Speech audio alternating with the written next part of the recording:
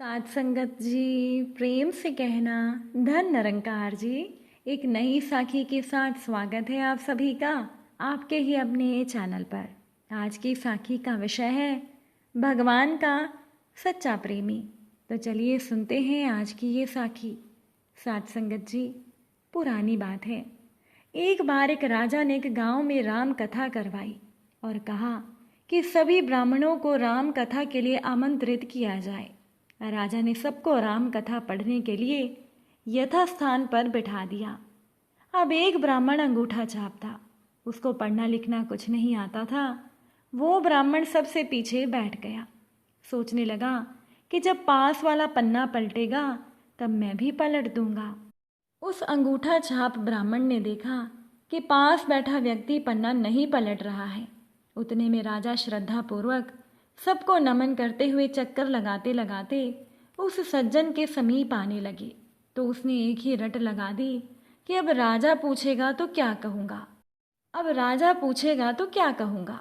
उस सज्जन की ये बात सुनकर पास में बैठा व्यक्ति भी रटने लग गया कि तेरी गति सो मेरी गति, तेरी गति सो मेरी गति। उतने में तीसरा व्यक्ति बोला, ये पोल कब तक चलेगी, ये पोल कब तक चलेगी। चौथा बोला, जब तक चलता है चलने दे, जब तक चलता है चलने दे। वो चारों अपने सिर नीचे किए इस तरह की ही रट लगाए बैठे थे। जब राजा ने उन चारों के स्वर सुने तो राजा ने पूछा कि ये सब क्या गा रहे हैं। ऐसा प्रसंग तो रामायण में हमने पहले कभी नहीं सुना। उतने में एक महात्मा जी उठे और बोले कि महाराज जी, ये सब रामायण का ही प्रसंग बता रहे हैं। जो ये पहला व्यक्ति बोल रहा है कि अब राजा पूछेगा तो क्या कहूँगा, ये बहुत ही विद्वान है। ये बात सुमंत ने अयोध्या कांड में कही। जब सुमंत भगवान श्री राम, माता सीता और लक्ष्मण जी को वन में छोड़ घर पर लौटते हैं, तब ये बात सुमंत कहता है कि अब राजा पूछेंगे तो मैं क्या कहूँगा। और जो ये दूसरा ब्राह्मण बोल रहा है कि तेरी गति सो मेरी गति, ये वाले ब्राह्मण तो पहले वाले विद्वान से भी ज़्यादा विद्वान है।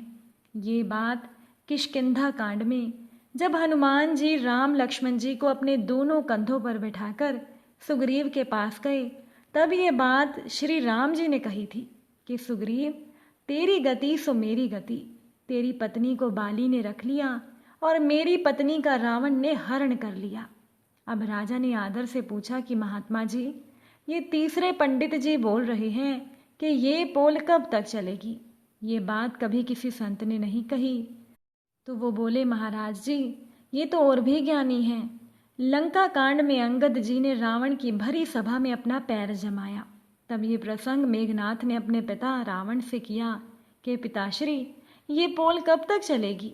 पहले एक वानर आया और वो हमारी लंका जलाकर चला गया, और अब ये कहता है कि मेरे पैर को कोई यहाँ से हटा दे तो भगवान श्री राम बिना युद्ध किए वापस लौट जाएंगे। इसीलिए ये तीसरा ब्राह्मण भी बहुत विद्वान है। फिर राजा बोले कि ये चौथा ब्राह्मण क्या बोल रहा है। वो बोले, महाराज, ये इतना बड़ा विद्वान है कि कोई इसकी बराबरी ही नहीं कर सकता। ये मंदोदरी की बात कर रहे हैं। मंदोदरी ने कई बार रावण से कहा कि स्वामी, आप जिद छोड़ दें, सीता जी को आदर सहित राम जी को सौंप दें, अन्यथा अनर्थ हो जाएगा। तब ये बात रावण ने मंदोदरी से कही कि जब तक चलता है चलने दे, मेरे तो दोनों हाथ में लड्डू है। अगर मैं राम के हाथों मारा गया तो मेरी मुक्ति हो जाएगी। इस अधम शरीर से भजन वजन तो कुछ होता नहीं, और अगर मैं युद्ध जीत गया तो त्रिलोक में मेरी जय जयकार हो जाएगी। राजन सभी बातों से हैरान होकर बोले कि आज हमें ऐसा अद्भुत प्रसंग सुनने को मिला, आज तक हमने ऐसा नहीं सुना था। राजा इतना प्रसन्न हुए कि राजा ने उन चारों ब्राह्मणों को खूब दान दक्षिणा दी। साध संगत जी, इन सभी बातों का एक ही सार है कि कोई भी अज्ञानी, कोई भी नास्तिक, कोई कैसा भी क्यों ना हो, रामायण भागवत जैसे महान ग्रंथों को श्रद्धापूर्वक छूने मात्र से ही सब संकटों से मुक्ति हो जाती है। और सोचिए कि अगर कोई भगवान का सच्चा प्रेमी हो जाए तो उसकी तो बात ही क्या है।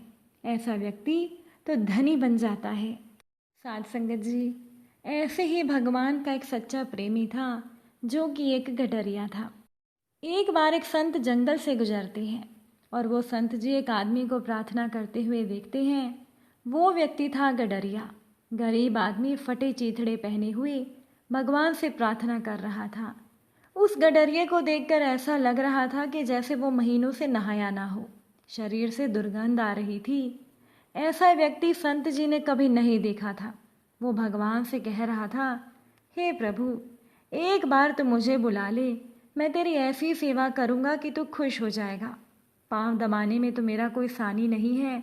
पाँव तो मैं ऐसे दबाता हूँ, तेरा भी दिल बाग बाग हो जाएगा और मैं तुझे घिस घिस कर नहलाऊंगा।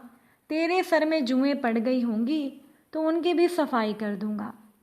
अब संत ने जब ये बातें सुनी तो ये सब संत के बर्दाश्त के बाहर हो गया कि ये आदमी क्या कह रहा है। वो गडरिया कह रहा था, मैं रोटी भी अच्छी बनाता हूँ, शाक सब्जी भी अच्छी बनाता हूँ, रोज भोजन भी बना दूंगा। जब भगवान तू थका मांदा आएगा तेरे पैर भी दबा दूंगा, तुझे नहला भी दूंगा। बस एक बार मुझे मौका तो दे। संत ने गडरिये के पास जाकर कहा, चुप कर अज्ञानी, तू ये क्या बोल रहा है? तू ये भगवान से कैसी बातें कर रहा है?